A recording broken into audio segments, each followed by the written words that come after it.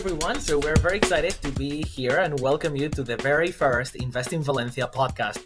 My name is David Valls and I'm one of the project managers at this fantastic office. If you already don't know, but I'm assuming you know, no, I'm just kidding.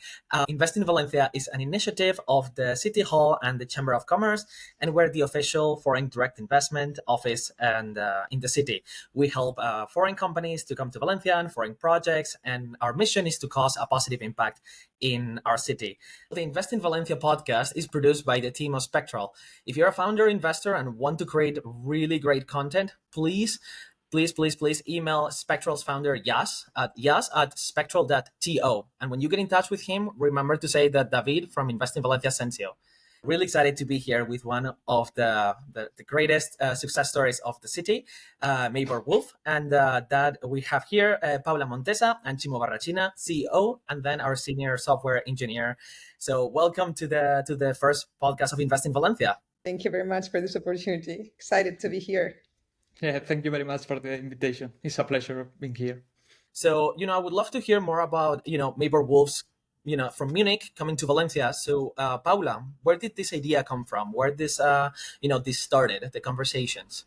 Well, at MaibornWolff, it's very common that we create offices when our people want to work. So the moment I joined MaibornWolff 6 years ago now, they were opening an office in Tunisia. And one of our colleagues wanted to go back home and he decided to do that. And I thought that was such an amazing idea that straight after starting, I met with one of the CEOs and told him, one day it's going to be Valencia.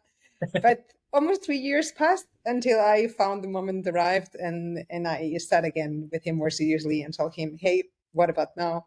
I think it's a good idea. And things developed pretty fast from there. That's awesome. So, I'm sure it was not an overnight decision. So, what steps did you have to take to get, to get started? We'll start with the beginning. You got the idea, you mentioned you wanted Valencia. How did that start? What did you propose? It was indeed not an overnight decision. First of all, I was very young back then, I think around 26.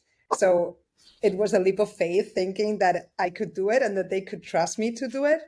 So I had to plan the whole analysis and show them why we have the best talent here, that the infrastructure is super well connected, like the institutions, the stability of the city. Like I analyzed many different factors that played a role in taking the decision and then met with different stakeholder circles, from the CEOs to the partners, until everyone was on board. But I have to admit, Valencia had so many plus points that even though it was a long decision-making process, everyone was excited about the idea. Oh, I love to hear that. So, what they say, all the good things take their time. In the United States, it's paid, but everything is meant to happen. So for a reason. And you've been here for 3 years, right? Like recently we had your anniversary, right? For 3 years. Exactly. That's right. Time has flown by.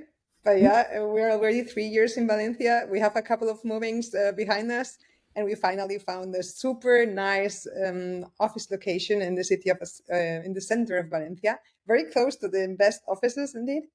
And we celebrated it with a party. Our team did a great work, and it was an amazing evening. That's awesome. So we're talking 3 years. Ximo, you actually were here from the very beginning. So could you tell us? When you started, you walked into the office. How did you feel when you heard, this German company in Valencia? What drew you to it? What has it been? We'd love to hear, what was before you started and then when you started. Yeah, for me, I will define it with 2 words. It was really humble and familiar. When I was not living here, when I was hired, I moved from Alicante, and all the process of being hired was, basically for me, MaibornWolff was the information I had. It was a company that had been there for 30 years.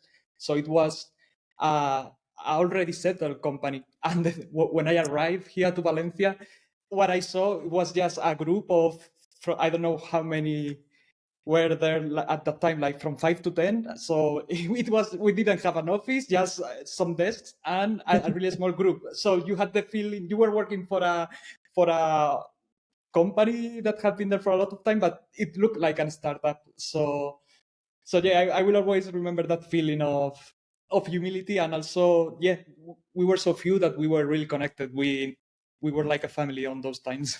I love to hear that. So you mentioned that at the beginning you had that feeling of a startup.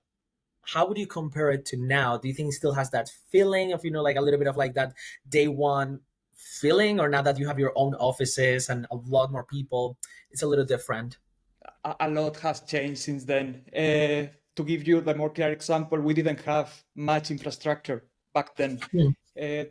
Actually, people were coming from Germany to support us on those Mhm. first stages.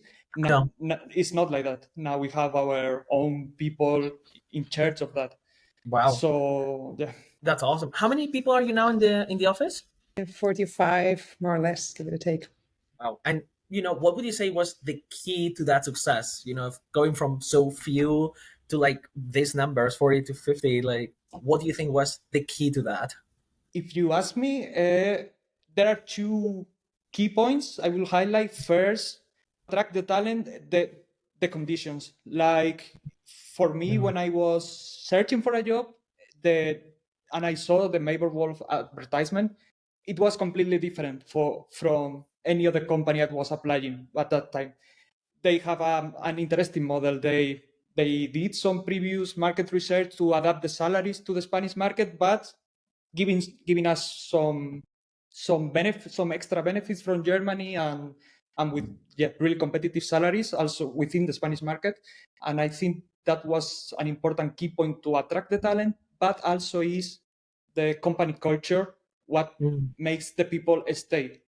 I think in these 3 years, of course there have been a lot of people movement, but not much. Like people tend to stay here, and it's that culture that allow us to have initiatives like opening offices in other locations, like Paula's cases and many others. The key is the talent. The key is people feeling welcomed in this culture and wanting to be responsible for new initiatives, for making sure everyone feels comfortable in the office. And good talent calls to more new talent and great talent in this case. I love that. I love that. So, I actually have, a quick story, because this morning I was talking to someone of like, how do you bring companies to Valencia? And I said, well, the talent in the city is what drives many of the companies to want to come here, because we have such good quality talent. It's really, and especially the retention, like, what you were mentioning, Chimo, that, yeah, of course people come and go, but the retention compared to like many other cities and many other situations, like it's true that Valencia is really in a competitive advantage. And I love that you mentioned that. So we talked about that, and I was wondering, Paula, also from your point of view, if you had to put like the recipe, for this perfect cake, what would you say is like, to get that talent motivated, engaged, to stay, to the retention? I'm sure the salary is good, but what could be some of the other perks that you see are working? We put people first. Our conditions are very flexible, but also the way we treat people. So we make sure we have individualized career paths that you get to choose how you want to develop yourself. And that comes with a lot of freedom and a lot of responsibility. So this culture is definitely not for everyone, but the people that feel attracted to something like that really enjoy this environment where they can be the ones owning how they are developed and where they put their energy and their motivation. That's what for us has been the key so far, I'd say. Nice. Wow, I love that. It's great when you see a company actually putting people first instead of like, many other factors, because it shows that, you generally care for your team. And at the end of the day, your team is your company, they're representing you. It's everything, mostly for us that we are on the service sector. Mhm. We don't have a product, we have people. That's why you take care of them. You take care of your people, you take care of your product. I love that. So More or less. yeah, I was wondering, since you've been here for, few years, I would like to talk about some of the challenges. What do you think has been some of the challenges that you have faced, to get to these 3 years? And, how did, it went through, and how was the process? And yeah, I would love to hear some about it. I'd say one of the biggest challenges was the legal part, the Mhm. contractual part, Yeah. everything new for us, coming from the German legislation. And also, most of us, myself, not knowing anything about that part. We are techies, so we had to find trustworthy partners to help us deal with that. And yeah, so a lot of the learnings we had during these years come from that area, so to say. Yeah, it's really interesting that you mentioned that, because it's, it also brings up, why Invest in Valencia is here. We have a list of trusted partners who are, we have from real estate agencies to like talent agencies, and also like legal firms that we meet with them, we get to know them, and also because we get to know the clients, and they tell us, we're a German company and our headquarters is in so and so, and we're here producing, and we hire people through our German company but established here. It gets very complicated, and I can see how it can get confusing, especially going into a new market, a new country, and that's why we're here also to ease those situations. So remember, if you have any more problems, to reach out to us. We'll be more than happy to help you grow and keep succeeding in here. And I was also wondering, Ximo, from your point, going back to you, what is the day to day now? Like, from especially from the beginning right now, what's your day to day within the office, within your projects? I'd love to hear what's the culture like. Well, it has not changed much, like my day-to-day life. Maybe the office it has been the biggest upgrade, but for the rest, it keeps the same. The good vibes with the people is like a regular day here is you try to organize yourself a bit, but then you are free to have coffees when you want, to have your focus time to and work. But yeah, there is a lot of freedom. There is a sentence that I will always remember from my manager when I started, and it was like, Ximo, here you are the owner of your time.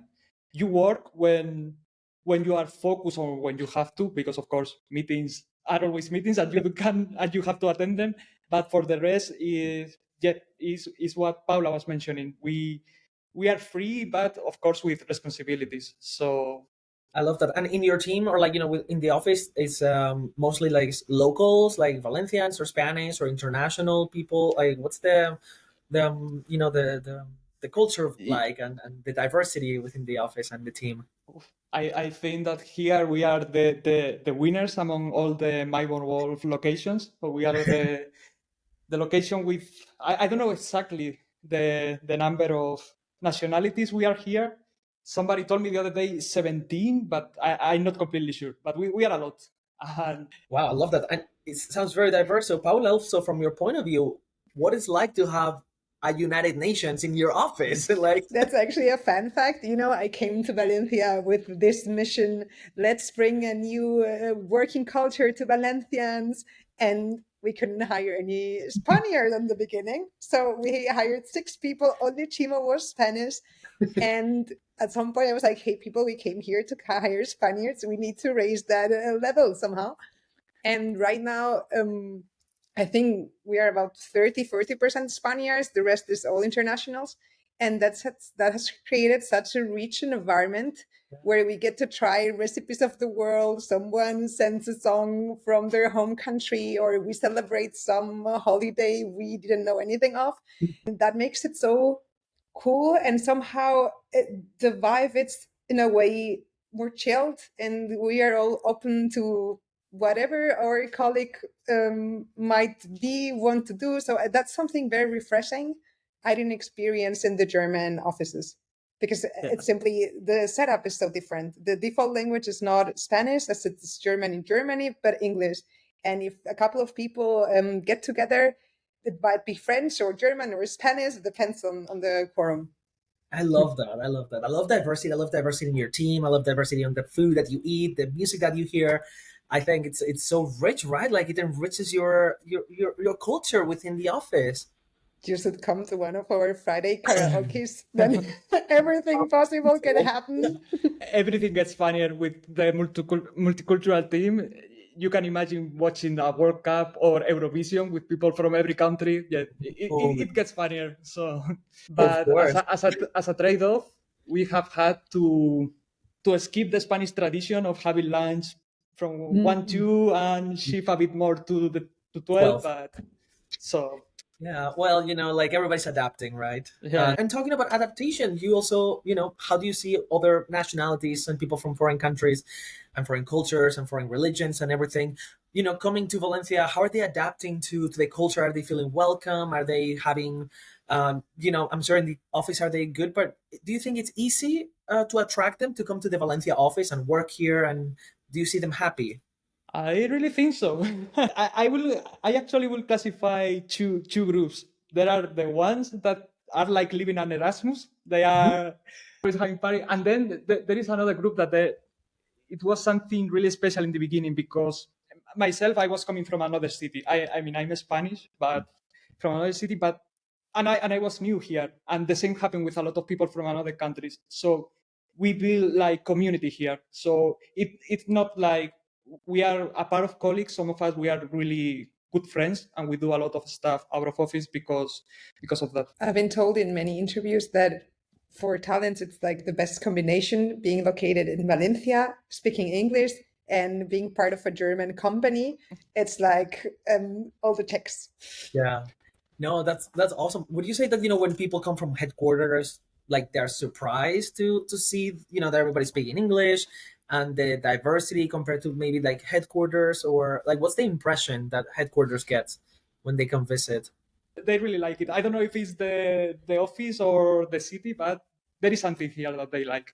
I have the impression they really enjoy this freshness I was talking about. The people here or the team is pretty united, of course, because we are still relatively small. I guess the same happens in some of the smaller German offices, but it's a fairly young team, mostly developers and designers. Most of the corporate departments are in Germany, so somehow a bit more relaxed, creative, fun.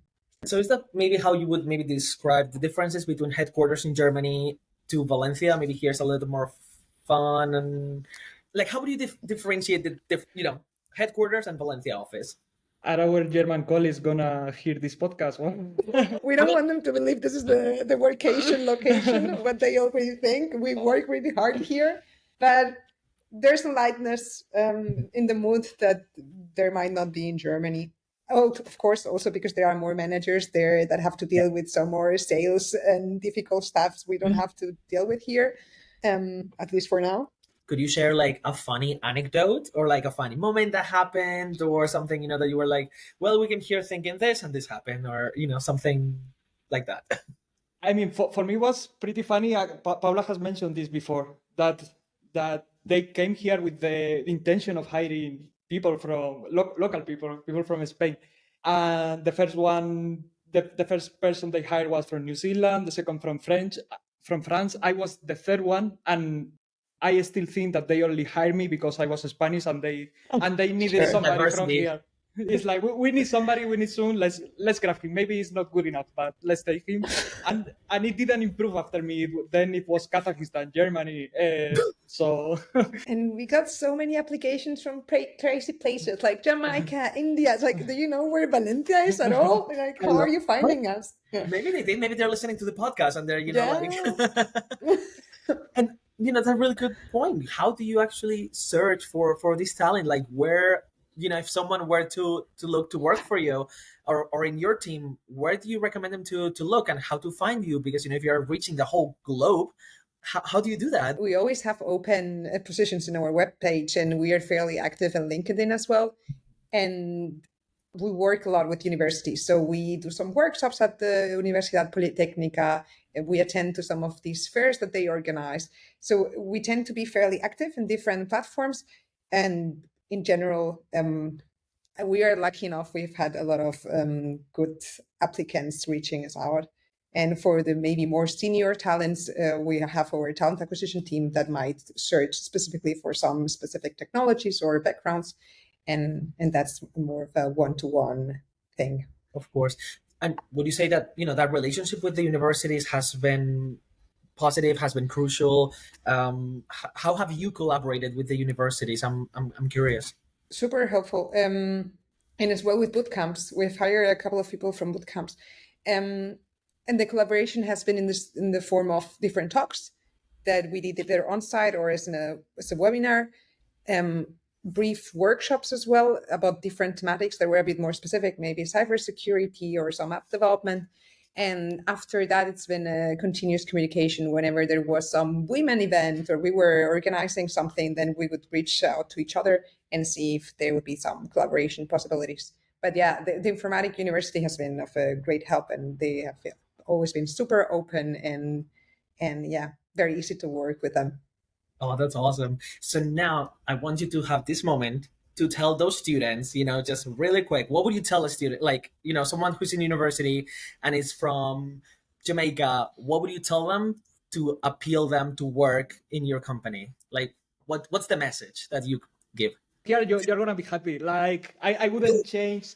I always think of that. Currently, I wouldn't change my position. It's like you will have to add a zero to my salary because I wouldn't ship for some extra bucks. But here, yeah, the culture and everything that Paula has already been mentioned. Like here, you have the chance to not only develop technically like a professional, but also as an individual, being able to have this amount of responsibilities, to bring your own initiatives and continue push forward is like here you are really valuable as an individual and just not a tool that can perform some tasks and develop projects. And Ximo, you actually just mentioned that about personal growth and personal development.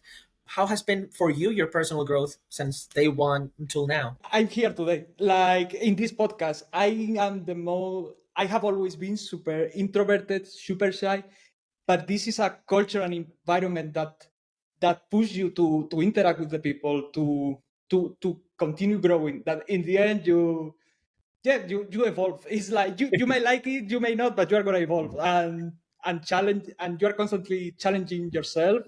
It's an organic evolution, but it's there. We are so proud of Ximo, and he's been taking on responsibility after responsibility, taking care of the whole team up to the point that now, after only 3 years, he's become a manager. So it's amazing, his development, and it's been such a huge help for us.